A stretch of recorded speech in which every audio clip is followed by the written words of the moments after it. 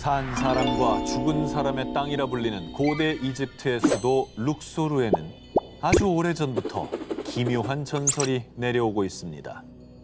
오래된 석상이 울부짖으니 마치 노랫소리 같다 하여라. 석상이 울부짖는다. 대체 뭐 어떤 석상인 거죠? 고대 이집트 18대 왕조의 파라오 아멘호테프 3세의 명으로 건설된 석상, 이른바 멤논의 거상에 얽힌 전설. 기원전 1200년경 에티오피아의 왕인 멤논이 트로이 전쟁에 참전하니 비범한 활약을 보였으나 그리스군 아킬레스에게 죽임을 당했다. 이후 이슬이 맺히는 새벽이 되면 멤논이 새벽의 여신인 어머니 에오스에게 문안 인사를 드리는 소리가 석상을 통해 흘러나왔다.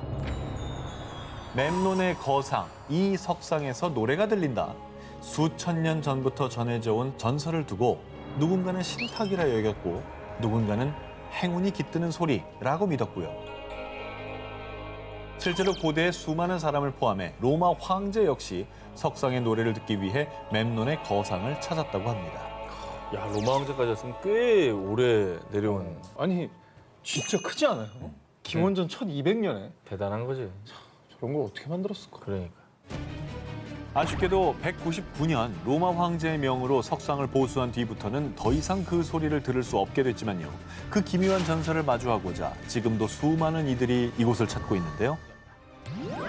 싱크홀 속에 열린 모모.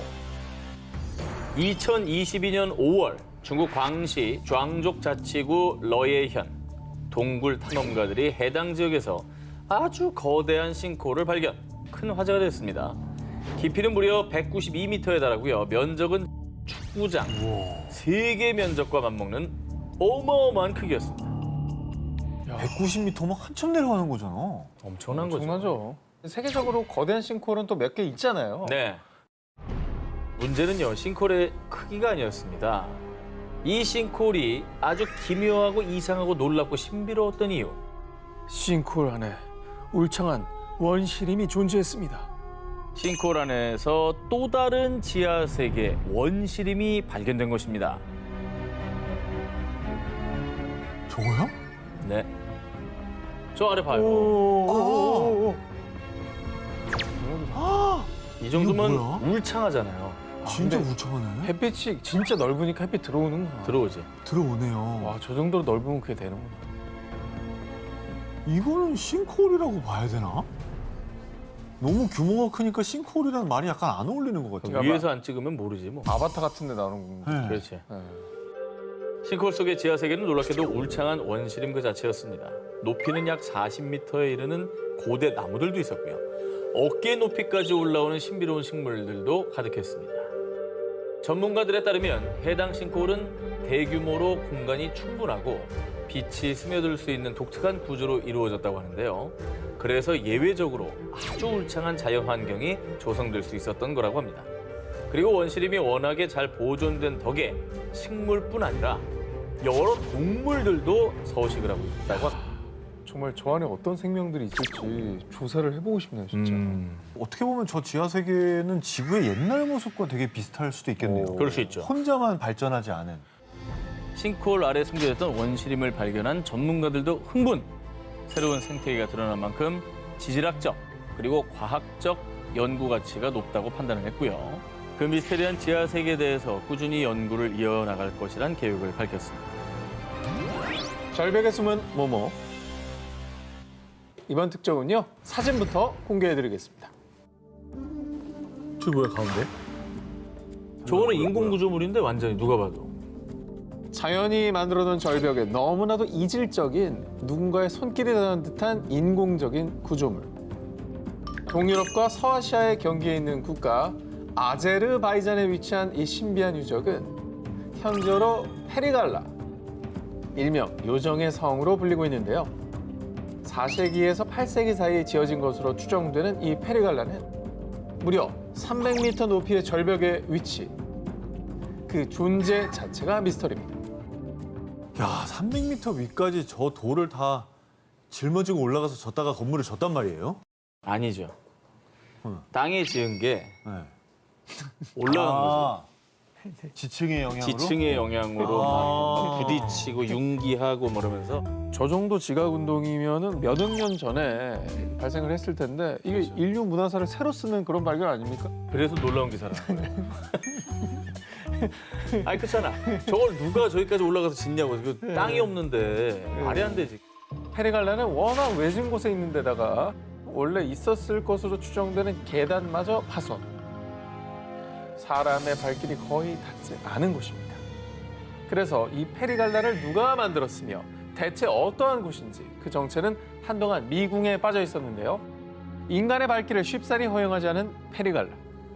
그런데 1970년대 아제르바이잔의 레슬링 챔피언인 맘마드 다루도브가 이 페리갈라에 입성. 드디어 베일에 쌓여있던 페리갈라의 실체 한 발 더 다가갈 수 있었는데요.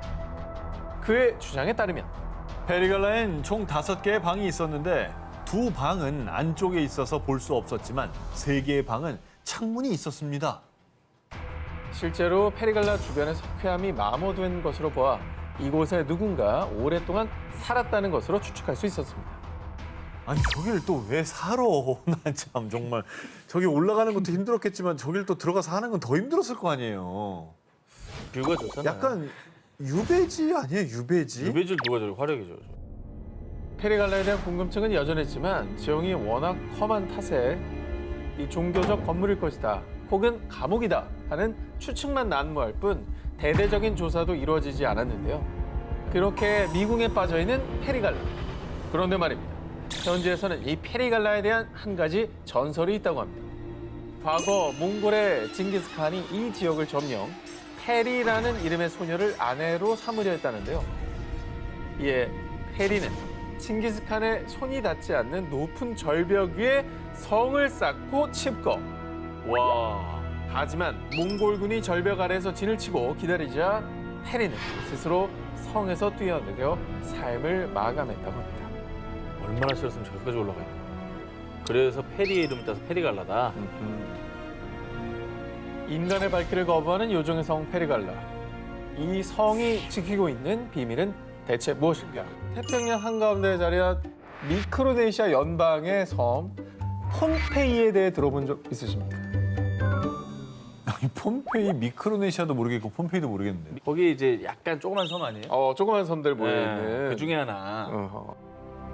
우리에게 많이 알려진 곳은 아니지만요. 이 폼페이의 남동부 테멘섬 연안에 오세아니아 최대 규모의 고대 해상 유적지가 있습니다. 일명 난마돌이라 불리는 이 섬은 자연적으로 형성된 게 아닙니다.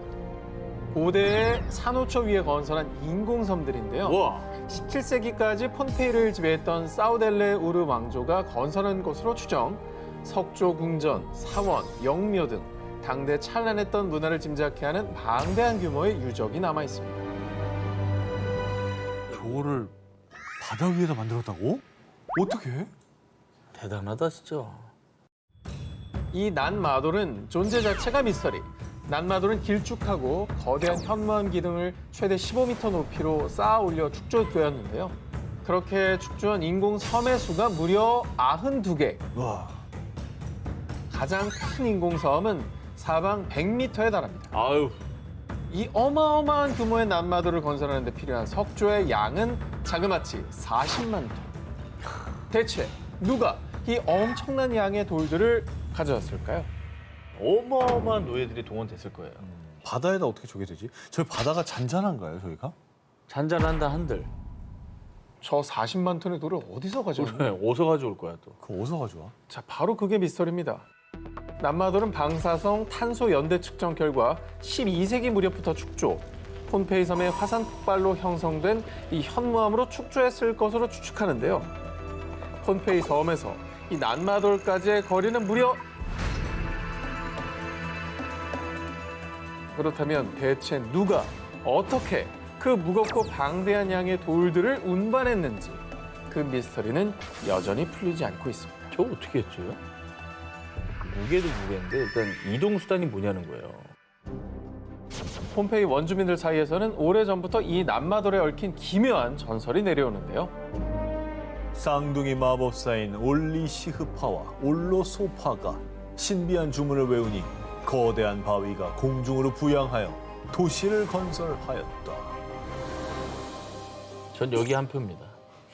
이게 말이 된다고 생각할 정도예요. 왜냐면 저거 말고는 설명이 안 되니까. 그러니까 마법으로 돌을 이렇게 뚝 끼워서 이렇게 이제 옮겨놨다. 그러면 말이 되죠. 어허. 네. 신비한 마법으로 형성됐다는 난마돌의 전설. 지금도 폼페이 원주민들은 이 난마돌에 신비한 영역이 깃들어 있다며 전설을 굳게 믿고 난마돌을 신성시한다는데요. 미스터리로 가득 찬 고대 해양 유적 난마돌. 그 신비한 수수께끼는 아직도 풀리지 않고 있습니다. 저주받은 모모떼 습격. 2021년 11월 12일 이집트 남부 최대 도시 아스완. 500명이 넘는 사람들이 동시다발적으로 병원을 찾는 일이 발생했습니다. 역병이네, 역병. 큰 사고가 있었던 거야. 수백 명의 사람들이 병원을 찾기 전 아스완에는 천둥이 치고 우박이 쏟아지는 등 이례적인 폭풍우가 몰아쳤는데요. 건물들이 부서지고 도로가 파괴, 또 전기까지 차단됐을 정도로 그 파급력은 어마어마했습니다. 기상이변 때문이야. 하지만 이 매서운 폭풍우는 재난의 서막에 불과했습니다. 지금까지 이런 일은 없었어요. 이건 저주가 틀림없어요. 공포했던 아스완 시민들. 대체 이곳에 무슨 일이 있었나? 폭풍우가 그친 이후 영화에서나 봄직한 수백, 수천, 수만, 아니 셀 수 없는 수의 전갈대가 출현. 마을을 급습한 건데요.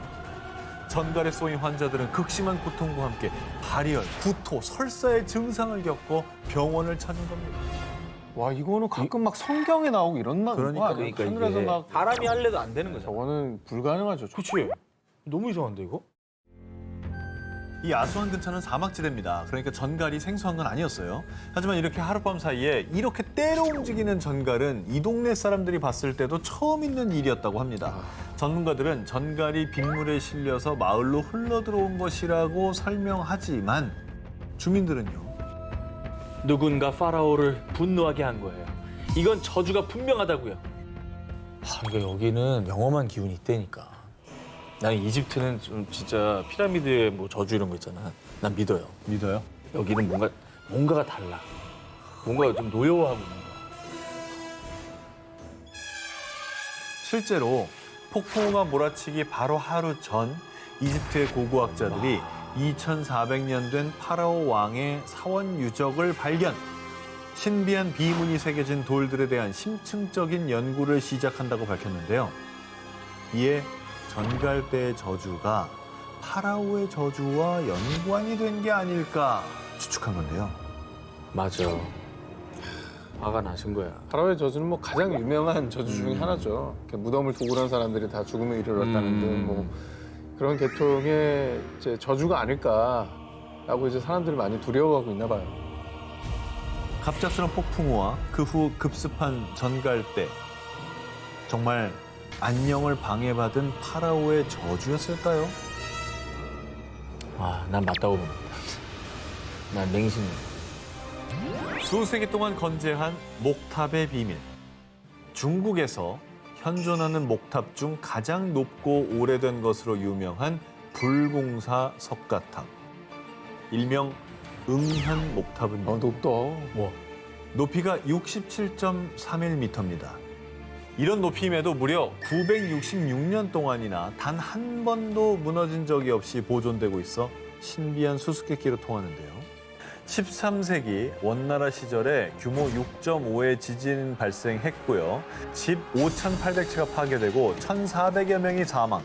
1926년엔 군벌 전쟁으로 200개가 넘는 포탄이 탑에 쏟아졌지만 쓰러지기는커녕 굳건함을 보였고요. 심지어 1950년대엔 두 번의 낙뢰에도 목조 건물인 응현 목탑만은 멀쩡했습니다. 무려 1000년에 가까운 시간을 건재해온 응현 목탑의 내진, 낙뢰, 방제, 방화 능력은 중국 내에서도 미스터리. 중국인들은 탑에 신비한 힘이 있다고 믿었습니다. 다른 걸 다 떠나서 진도 9.0은 놀라운데요. 아니 나무라며. 틀어지지도 않나? 그러니까. 한간에 전해지는 전설에 따르면 석가모니께서 탑을 보호하고 계신다. 하늘에서 탑을 만든 노고를 치하하고자 탑을 영원히 보존하기 위해 용왕과 불의 신을 보내셨다. 1966년과 1974년에 걸쳐 탐내에서 2개의 치아를 발견. 조사 결과 이 치아가 바로 불치사리, 석가모니의 치아로 밝혀졌는데요.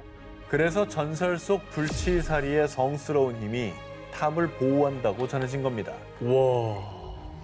그리고 응현 목탑을 지켜준다는 전설 속 보물이 또 있습니다. 응현 지역 전설에 따르면 탑을 보호하기 위한 3가지 보호주, 구슬이 존재. 불구슬은 천둥과 폭격을 막고, 물구슬은 홍수에서 탑을 보호하고, 먼지구슬은 먼지로부터 탑이 오염되는 것을 방지한다고 전해져 오고 있습니다. 1000년을 버틴 미스터리한 목탑. 정말 사람들의 믿음처럼 전설 속 보물들의 성스러운 힘이 재난으로부터 탑을 보호하고 있는 걸까요? 잃어버린 세계를 찾아서 쉽고 18위 공개합니다. 자, 일단 이렇게 해서 북극, 남극 양쪽으로 한번 치고 갑니다. 남극입니까? 남극입니다. 아, 이게 헤드라인만 봐도 저랑 크게 다른 게 없는데요. 좀 나아요. 들어보시면 실망. 19에서 18위 정도 납니다. 현재 약 400만 년 전 아프리카에서 처음으로 출현한 것으로 알려진 인류. 그런데 말입니다. 일각에서는 최초의 인류와 문명이 등장한 곳이 이곳이라고 주장하는 사람들이 있습니다. 바로 내륙의 연평균 기온 영하 55도, 지구상에 남아있는 마지막 원시 대륙이라 불리는 남극입니다. 아니 사실 지금도 혹한의 환경으로 일부 연구원만 연구 목적으로 상주하고 있는데 저기서 사실 문명이 나올 수가 있나 저렇게 추운 곳에서. 2012년 9월 전 세계 언론에서 보도된 충격적인 내용. 남극에서 피라미드 발견. 그러니까. 지금까지 그 어떤 문명이 존재한 적이 없다고 알려진 남극에서 인공 구조물인 피라미드가 발견됐다? 이게 바로 사라진 초고대 문명과 우리가 모르는 인류가 남극에 존재했다는 증거 아니겠습니까? 그럼 좀 이상하긴 하다. 자, 일부 과학자들은 날씨 변화가 심한 남극에서 오랜 세월 침식되면서 이 피라미드 모양을 갖추게 됐다라고 주장했습니다. 그러나 일각에서는 대부분 산은 험준한 산맥에 위치하고 있는데 남극에서 발견된 피라미드는 평평한 지형에 있기 때문에 자연 형성된 산이 아니라고 반박에 나섰습니다. 그러면 또 얘기가 달라지네요. 그러니까. 그렇죠. 산맥 안에 있는 게 아니라는 거잖아요. 그렇죠. 주변이 다 평평합니다, 지금. 그러면 증거를 좀 더 주시면 제가 그래요? 믿어보겠습니다. 알겠습니다. 네. 제가 요 정도로 남극 대륙에 고대 문명이 있다, 이런 걸 주장하는 게 아닙니다. 2012년 8월 네이처에 따르면요, 남극의 암석을 조사해 봤더니 무려 1500만 년 전 남극 대륙에 야자수습이 있었다고 추정되는 연구 결과가 나왔던 겁니다. 그러니까 과거 남극이 지금과 달리 인류가 생존할 수 있었던 아열대 기후였다는 거죠. 그럴 수도 있지. 그래서 당시 존재했던 초고대 문명의 인류가 이 피라미드를 만든 것이 아니냐라는 주장이 제기되기도 했습니다. 그러니까 최초 인류가 아프리카에 등장했다라고 추정되는 게 한 400만 년 전이라고 보면, 만약에 이제 1500만 년 전에 남극 인류가 있었다면 인류의 기원의 역사가 바뀔 수가 있는 거예요. 달라지는 거죠. 네. 게다가 2018년에는 남극 대륙에 존재했던 고대 인류가 완전히 사라진 것이 아니라 어쩌면 남극 대륙 아래에 여전히 존재할 수 있다는 주장이 제기됐는데요. 바로 SNS에 게재된 한 영상 때문이었습니다. 한 남성이 남극 빙하에 90m에 달하는 구멍을 뚫은 뒤 얼음 조각을 던졌습니다. 이때 나는 소리를 들어보십시오. 약간 총소리? 이펙트? 이펙트 같은 소리가 났죠? 총소리? 마치 누군가가 위협을 느끼고 자신들만의 세계를 지키기 위해 총을 쏜 것이라는 주장이 제기되기도 했습니다. 과연 남극의 대륙 아래에는 어떤 비밀이 숨겨져 있는 걸까요? 어쩌면 우리가 찾은 문명의 역사는 알려진 것보다 훨씬 오래전에 시작된 것은 아닐까요?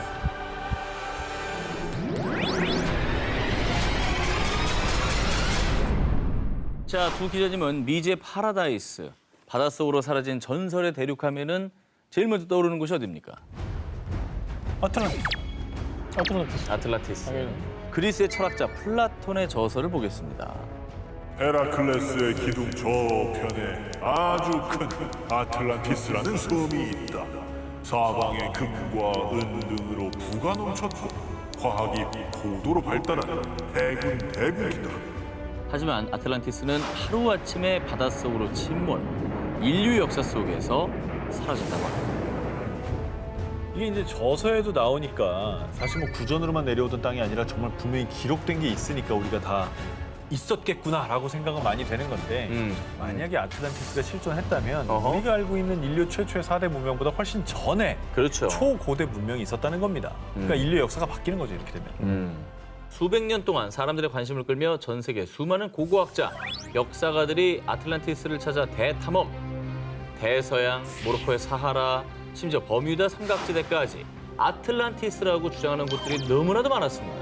하지만 아직까지 이 아틀란티스의 실체는 정확히 밝혀지지 않았는데요. 그런 가운데 아틀란티스라고 주장하는 또 하나의 후보가 등장합니다. 바로 바하마 제도의 작은 섬, 비미니. 여기서 아틀란티스 뭐 유적이라도 발견된 겁니까? 아하.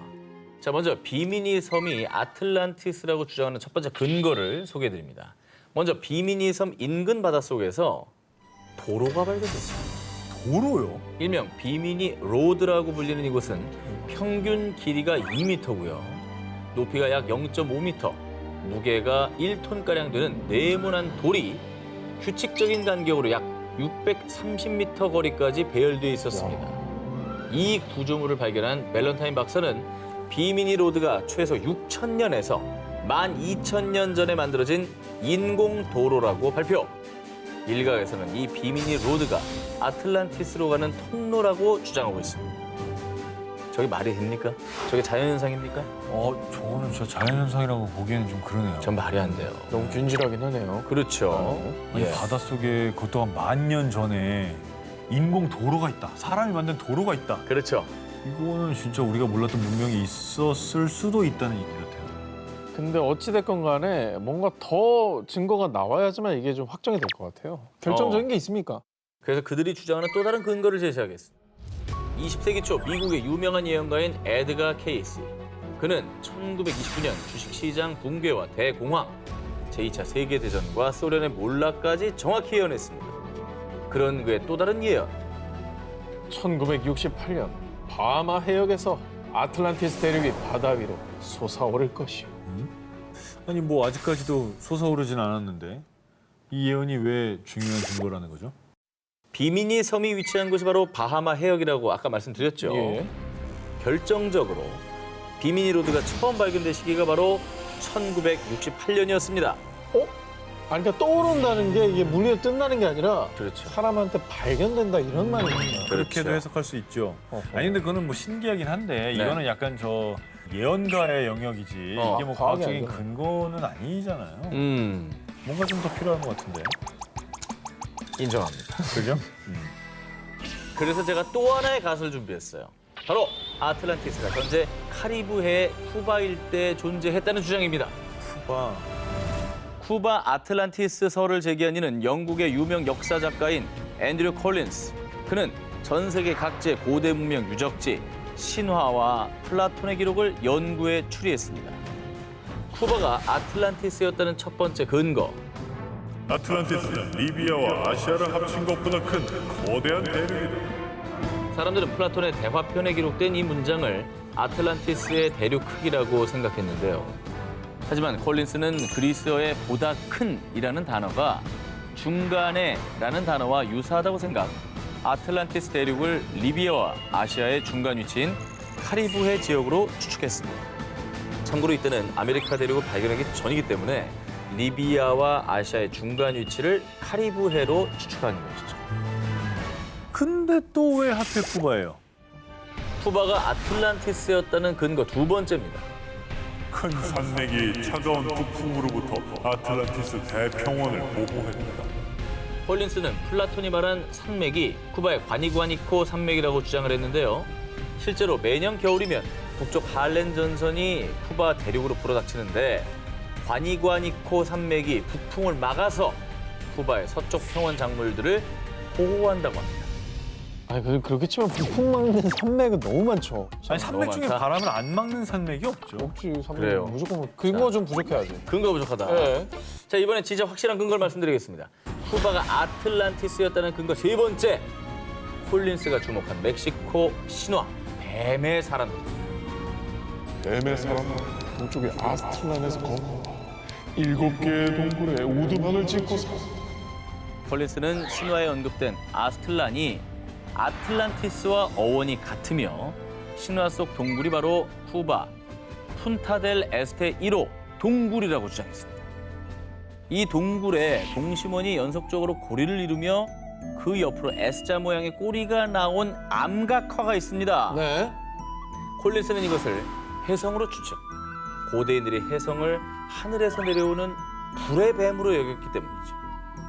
그래서 멕시코 신화 속 뱀의 사람들의 고향인 아틀란티스를 쿠바로 해석을 했습니다. 각화가 근데 너무 생생하다. 누가 그려놓은 것처럼. 우리가 벽화 많이 봤는데 저렇게까지 선명한 벽화 잘 없잖아요. 하지만 아틀란티스가 쿠바였다는 콜린스의 주장에 대해 일각에서는 전설과 추론일 뿐이다 라며 반박을 했는데요. 도무지 찾을 수 없어 존재 자체에 대한 의문까지 제기된 사라진 전설의 대륙 아틀란티스. 그것은 플라톤의 상상이 만든 전설의 섬일까요? 그게 아니라면 과연 어디에 존재하고 있는 곳일까요? 신화 속 이것이 실제 있다? 영화 인디애나 존스 속 고대 유적지들에는 침입자들을 물리치기 위해 설치된 무시무시한 함정들이 가득합니다. 그런데 말입니다. 영화 속에나 등장할 법한 쉽게 사람의 접근을 허락하지 않는 고대 유적의 함정이 터키에서 발견됐습니다. 2013년 4월 이탈리아의 한 대학교 고고학과 프란체스코 단드리아 교수 연구팀은 터키 남서부 파무칼레 인근에 폐허가 된 한 사원의 유적을 탐사하던 중 섬뜩한 것을 발견했습니다. 어? 왜 새들이 여기에 다 죽어 있지? 그런데 이상한 것은요. 새들이 아무런 외상도 입지 않은 상태였다는 점입니다. 그 기이한 현상을 조사하던 연구팀은 이 동굴의 입구가 고대 그리스 로마 신화 속에 등장하는 지옥의 문일 것이다 라고 추측을 했습니다. 그 머리 새 달린 개 있는 지옥의 문이요? 케르베로스. 케르베로스. 연구팀이 그렇게 추측한 이유. 기원전에 활동했던 그리스 역사학자였던 스트라보는 그리스 로마 신화 속 지옥의 문에 대해 이렇게 묘사했습니다. 그곳은 안개와 진기로 가득 차 있어서 간신히 앞을 볼 수 있다. 또한 어떤 동물 죽음을 피해갈 수 없는데 잠수를 떨어뜨려 보니 곧장 죽는 것을 목격했다. 그 증기가 뭔가 독가스. 질식사죠. 그렇다고 한다면 입구에 있는 새도 이런 이제 독가스 때문에 죽은 거. 뭐 그렇게 추측을 해야 되나? 자, 그래서 2018년에 독일의 한 대학교 연구팀이 가스 분석기를 사용해 동굴을 탐색을 해봤습니다. 네. 그 결과 동굴의 가장 아래쪽은 무려 91%에 달하는 고농축 이산화탄소가 낮게 깔려 있다고 하고요. 오, 독가스 맞네. 그렇죠. 동굴 입구 근처에서도 최대 53% 정도의 이산화탄소 농도가 방출되는 것을 확인했습니다. 이야, 아니 53%면 질식사하죠. 높긴 높아요. 되게 높을 수 있죠. 90몇 프로는 뭐. 고농축입니다. 연구팀은 사원터, 욕조, 계단 등도 발견됐으며 이들 유적도 고대 신화의 묘사와 일치한다고 밝혔는데요.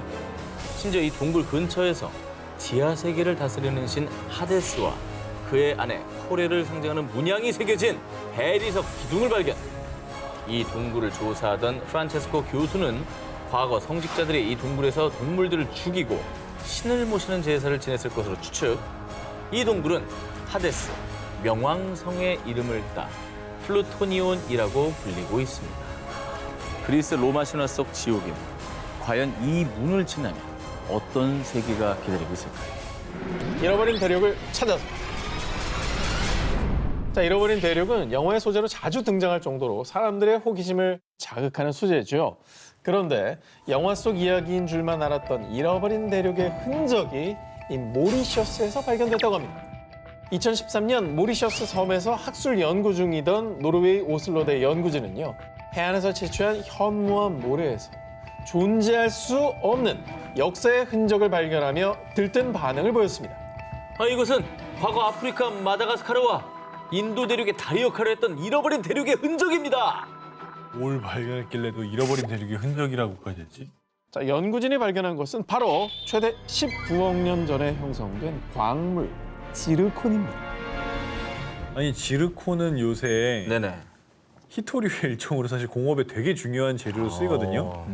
근데 저게 왜 잃어버린 대륙의 흔적이 되는 거죠? 자, 중요한 건요. 바로 연대입니다. 모리셔스 섬은 900만 년 전 용암 분출로 형성된 섬이라고 알려져 있죠. 그런데 900만 년 전에 형성된 모리셔스 섬에서 그보다 무려 18억 9,100만 년이나 앞선 과학물 지르콘이 발견됐다는 겁니다. 아, 그건 이상하네. 그래서 당시 연구팀은 이 지르콘이 지금까지 드러나지 않았던 잃어버린 대륙의 파편이라고 추측을 한 겁니다. 잠시 학창 시절의 기억을 소환해 보시죠.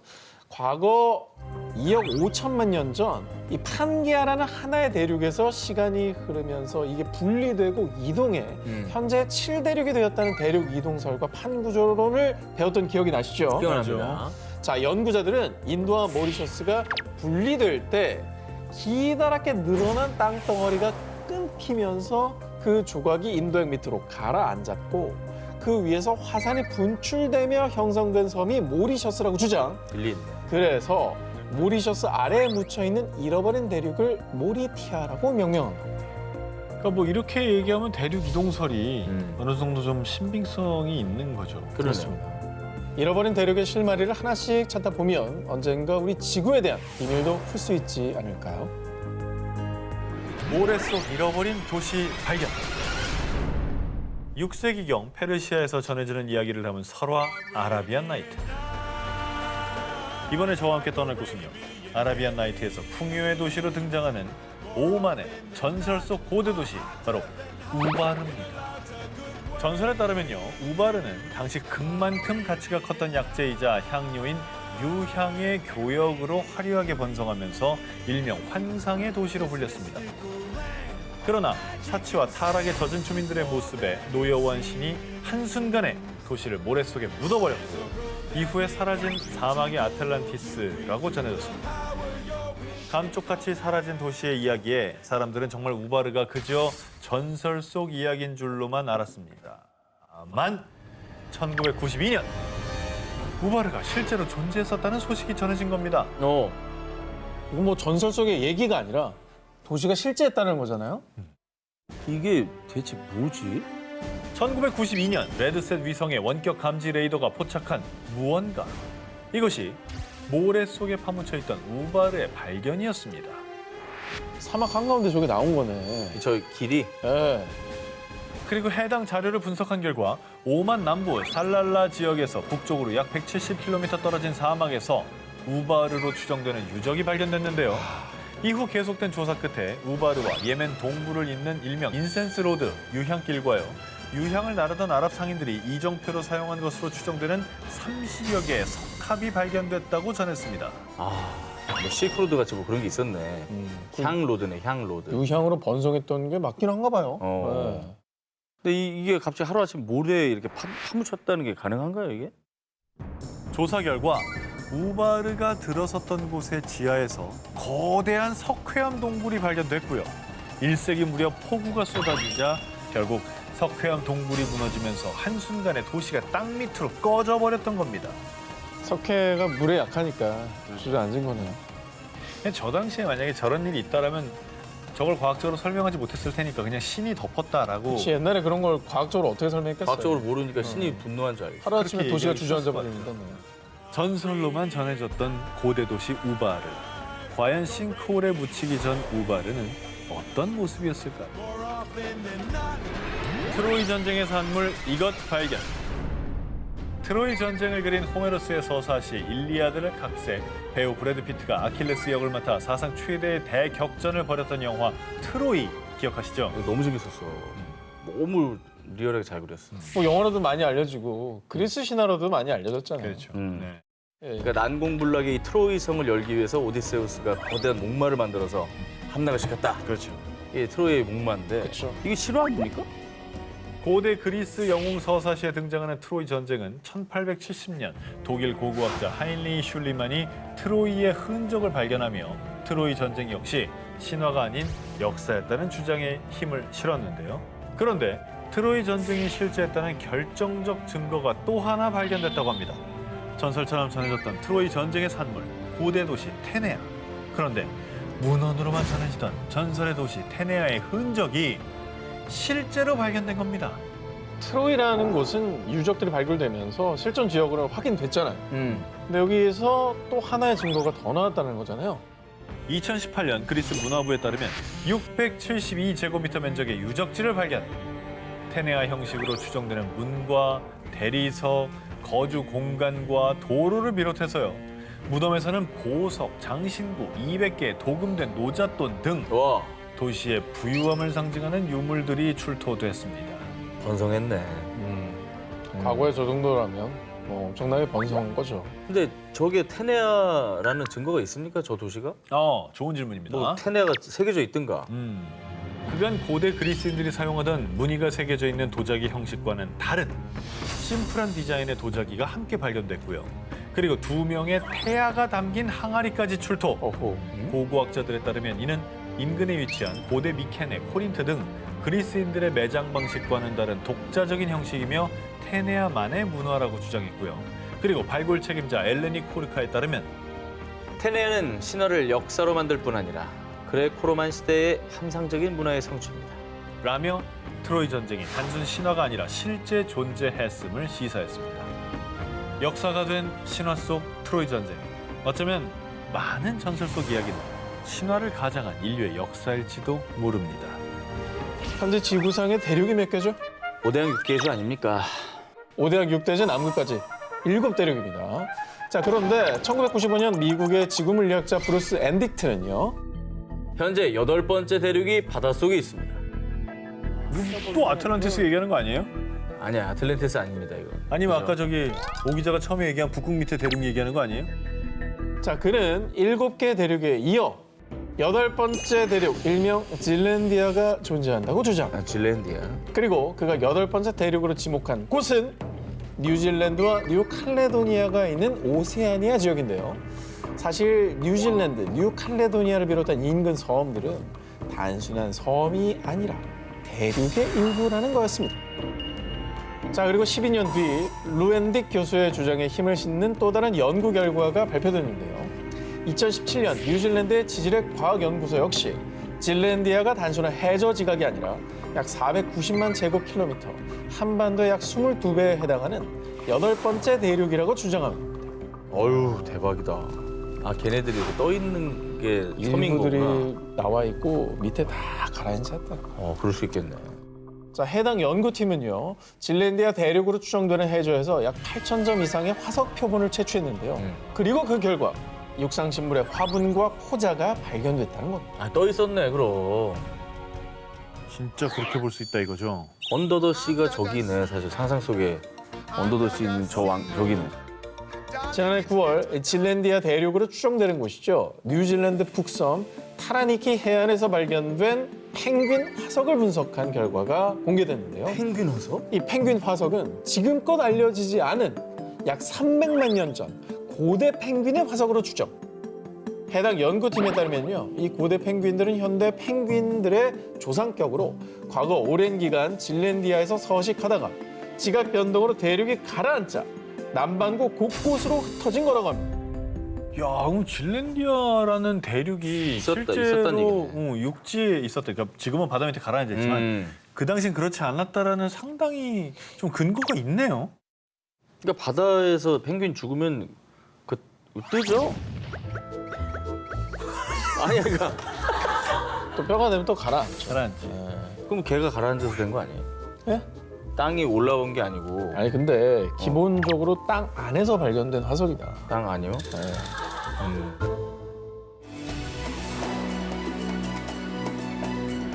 멕시코 수중 동굴에서 발견된 모모. 멕시코 수중 동굴에서 13,000년 전 유해 발견. 멕시코 유카탄 반도 수중 동굴 6월 9구 이상 발견. 2007년 아메리카 대륙의 원주민이 과연 어디서 왔느냐는 의문의 단서를 제공해준 13,000년 전 소녀 나이아 유고를 비롯해서요. 최근 15년간 약 10,000년 전에 멕시코에 거주한 원주민들의 유골이 발견됐다는 소식이 연이어 전해졌습니다. 10,000년 전 유골? 아니 난 그 10,000년 전이라는 것도 신기하고 수중동굴이라는 게 너무 신기한데 어떻게 거기서 인류의 뼈가 발견이 돼요? 그런데 아메리카 원주민들의 유골을 연구 분석하던 전문가들을 의아하게 만든 한 가지가 있었으니 이 좁은 동굴에 대체 왜 들어간 거지? 그런데 말입니다. 지난해 드디어 이 수수께끼를 풀어줄 단서가 발견됐다고 전해졌습니다. 오, 그럼 이제 그들이 사망한 원인도 나올 수 있겠고. 그렇죠. 그죠? 그들이 살아갔던 세상의 문명도 혹은 짐작해 볼 수 있는 거고. 그렇습니다. 지난해 7월 멕시코와 미국, 캐나다 연구팀이 유카탄 반도 수중 동굴에서 발견한 무언가. 이건 광산을 채굴한 도구 같은데? 무려 12,000년 전 광산의 흔적이었습니다. 광산. 선사시대 광산 채굴에서 뭐해? 자, 그럼 이곳에 살았던 아메리카 원주민들이 대체 만여 년 전 이 광산에서 무엇을 채굴했느냐? 바로 붉은 빛을 띠는 광물, 대자석이었습니다. 대자석. 야, 근데 저 대자석은 뭐에다 쓸 수 있을까요? 정말 염료 아니면 정말 생각이 안 나네요. 현재 대자석은 자외선 차단제, 방충제 등의 염료로 사용되는데요. 당시에는 이 대자석으로 벽화를 그리는데 사용했다고 전해지고 있습니다. 그리고 여기서 더 신기한 건요. 아메리칸 원주민들 역시 대자석을 이용해 동굴 벽화를 그리거나 몸치장을 하는데 사용했다고 추정하고 있습니다. 대박이다. 아니 옛날에 인도하고 우리나라 언어 놀이가 비슷하다고 그랬잖아요. 뭐 인도에서 쓰는 말 중에 우리 말도 있다고 그랬고 그것처럼 하나의 문명이 전 세계로 이렇게 퍼졌다는 증거가 아닐까. 예.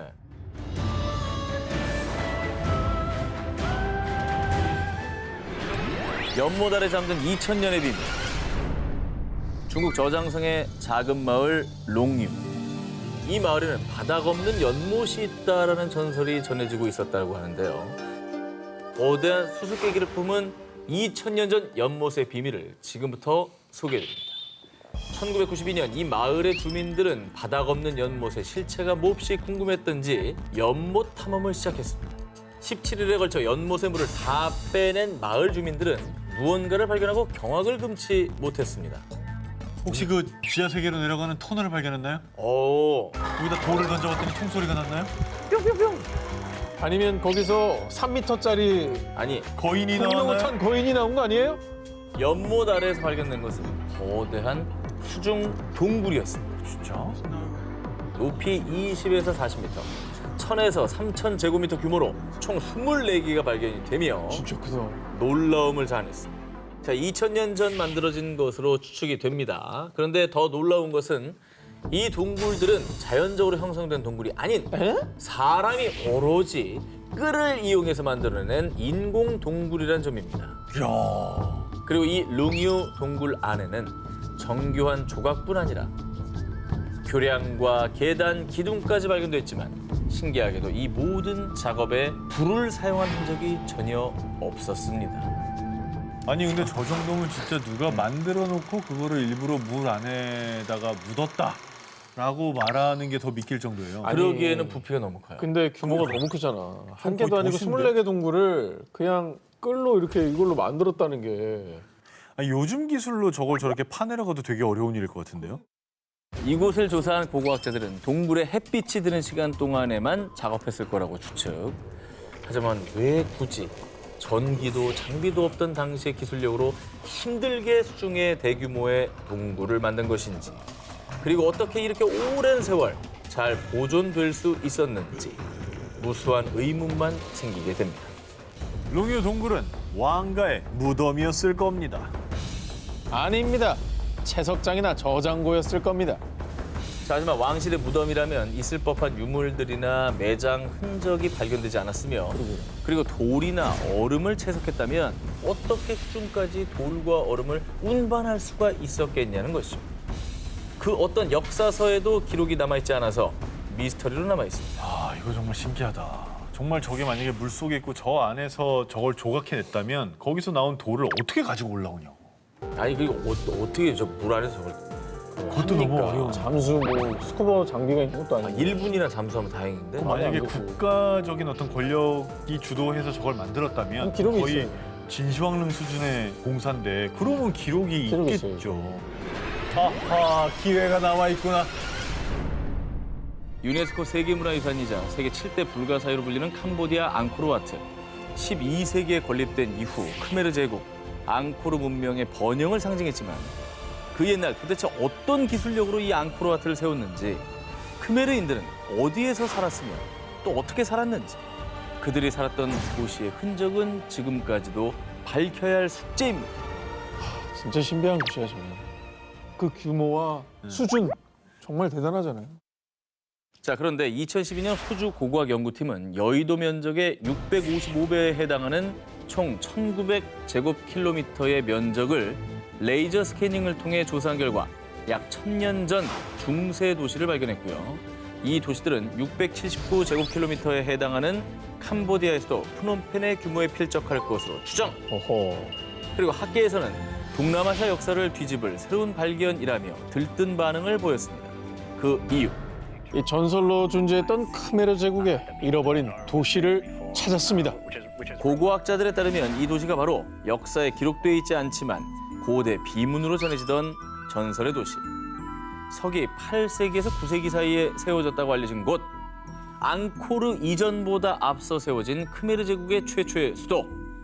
마헨드라 파르바타라는 것입니다. 그러니까 크메르 제국의 앙코르보다 앞선 대도시가 있었다는 거네요. 그렇죠. 이 연구팀은 이곳에서 왕궁과 피라미드 형태의 사원, 연못 등을 발견했는데요. 뿐만 아니라 크메르 제국의 힘의 원천이자 상징인 물을 이용하는 수력 시스템이 대규모로 발견. 우와. 수로들이 앙코르와트로 연결돼 있다는 사실을 확인했습니다. 이를 두고 연구팀은 수로들이 비록 원활하게 작동되진 않았지만 앙코르 문명이 만든 인공 호수의 근간이 됐다고 주장했습니다. 뿐만 아니라 무려 1000년도 전에 세워진 도시지만 구조물들이 규칙적인 너비의 격자무늬 배열로 정교하게 세워진 도시임이 밝혀졌는데요. 즉 이는 과거 크메르인들이 계획적으로 세운 도시라는 증거인 셈이죠. 그리고 이 같은 발견은 미지의 문명이었던 크메르 제국이 그간 학자들의 예상보다 더 오래전부터 발달한 기술을 갖고 있었다는 점, 제국의 번영과 그 규모가 방대했다는 것을 뒷받침해주고 있는 것입니다. 뭐 세계 어디에서든 물을 다스리는 건 권력의 상징이라 크메르 제국이 그 정도의 권력을 뭐 유지하거나 네. 혹은 증명할 수 있는 정도의 힘이 있었다는 얘기네요. 그 여러 가지 것들이 인프라가 없었을 텐데 수로와 앙코르 같은 사원들을 다 만든 거죠. 대단하죠. 그 연구를 통해 조금 이런 의문들이 밝혀졌으면 좋겠네요.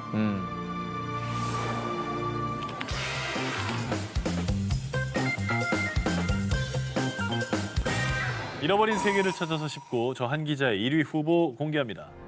우리가 배운 인류 최초의 문명은 기원전 3500년경 시작된 메소포타미아 문명이죠. 그런데 말입니다. 우리, 아니 전 세계인이 다 알고 있는 역사를 바꿔 모든 걸 다 바꿔 이 형 좀 바꿔. 모두 뒤집어버리는 충격적인 주장이 제기됐습니다. 무려 기원전 7500년경에 탄생한 것으로 추측되는 신문명이 발견된 겁니다. 황하 외웠잖아요. 메소포타미아, 이집트, 그다음에 겐지스 뭐 이런 식으로 우리는 배웠는데 와 발견이 여태 왜 안 된 거야? 어디에 있었기? 어쩌면 인류 역사를 새로 쓸지도 모르는 신문명은 인도 구자라트주에 위치한 캔베이만의 해저에서 발견됐습니다. 인도구나, 인도. 바다 아래에 있었어? 2001년 인도 국립해양기술원이 해양 오염도 측정을 위해 음파 탐지기로 해저 촬영을 하던 중 바닷속에 뭔가 직사각형의 구조물이 보이는데요? 고대 도시의 터로 추정되는 다양한 크기의 직사각형 구조물 수십 개를 발견했는데요. 와 저거는 사람이 만든 거네. 당시 인도 해양 고고학의 최고 권위자인 라오 박사와 전문 다이버들이 투입돼 조사한 결과 댐으로 추정되는 건축물과 댐? 전쟁에 사용된 것으로 보이는 전망대, 에이. 곡물 창고, 공중 목욕탕이 있었고요. 와. 심지어 주거지로 추정되는 곳에는 지금의 하수도 시설과 매우 흡사한 통로와 도로의 흔적도 발견됐습니다. 세계 곳곳의 바다에서 해저 도시가 발견이 됐습니다. 그죠? 그중에 이 인도의 해저 도시가 인류 최초의 문명이라는 증거 있습니까? 아니 억지를 부리지 말자고요 우리가 증거 앞에서. 이 당시 조사팀은 이 해저 도시에서 발견한 도자기, 조각상, 난로 재료 등 약 2,000점의 유물을 인양했습니다. 그런데 그중에 작은 나무 화석이 발견됐고요. 이 나무 화석에 대한 탄소 연대 측정을 한 결과 밝혀진 충격 사실. 이 나무 화석의 연대는 기원전 7545년에서 7490년 사이의 것으로 보입니다. 정말 놀랍게도 나무 화석의 탄소 연대에 따르면 이 해저 도시의 문명이 인류의 4대 문명보다 앞선 무려 기원전 7500년경에 시작됐을 수 있다는 겁니다. 근데 사실 그 나무 화석이라고 하는 게 저 해저 도시의 유적이 맞을까요? 이게 흘러 들어가지고 이렇게 들어간 거 아닐까요? 안타깝게도 이 나무 화석의 용도는 밝혀지지 않은 상태로요. 나무 화석과 이 해저 도시의 연관성은 찾지 못했다고 합니다. 인도 캔베이만에서 발견된 해저 도시. 과연 그 도시는 인류 최초의 문명 도시였던 걸까요? 신비한 황금의 도시 마추픽추의 나라 잉카 제국. 13세기경 건국 초기엔 페루 근교를 지배하다가 15세기 말에는 서부 남미 일대를 장악, 거대 왕국으로 성장을 했습니다. 근데 문제는 현재 잉카 문명에 수많은 유적이 남아있음에도 불구하고 문명 자체가 미스터리 그 자체란 사실이죠. 그래서 지금 저와 함께 세계 7대 불가사의 잉카 문명의 비밀을 파헤치러 대탐험을 떠나보겠습니다.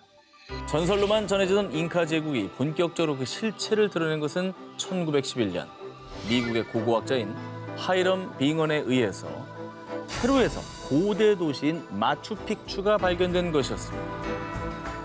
몇백 년의 세월에도 불구하고 면도칼 하나 비집고 들어갈 틈이 없이 맞닿아 있는 돌들. 마추픽추의 건설 시기가 1450년경으로 추측이 되는데요. 그 당시 이렇게 정교한 건축술이 있었다는 게 충격 그 자체, 미스터리였습니다.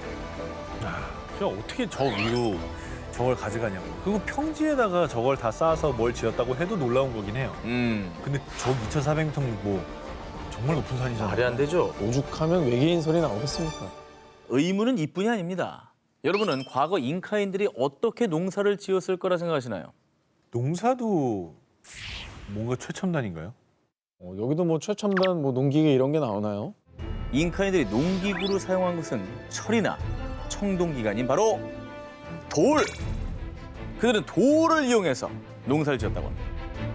이미 조선시대에는 쟁기도 있고 낫도 있고 호미도 있고. 호미도 있고 다 쓸 텐데 자, 심지어 한때 서부 남미 일대를 장악했던 잉카 군대의 주 무기 역시 총 등의 최첨단 무기가 아닌 돌도끼와 나무 곤봉!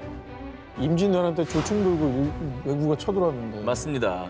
야, 정말 시대가 안 맞는 것 같은 생각이 들어요. 밸런스가 너무 깨지네.